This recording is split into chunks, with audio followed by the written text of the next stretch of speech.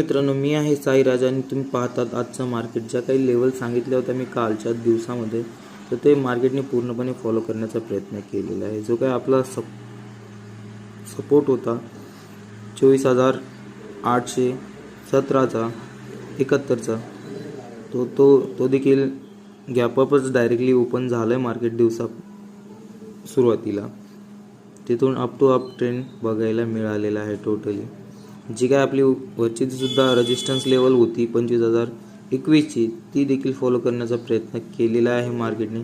तिथून रिकव्हरी परत रिव्हर्सल फिरलेला आहे मार्केट. ठीक आहे, तर बघूयात आजच्या काय लेवल्स असतील, आजचं मार्केटची डायरेक्शन काय असणार आहे. तो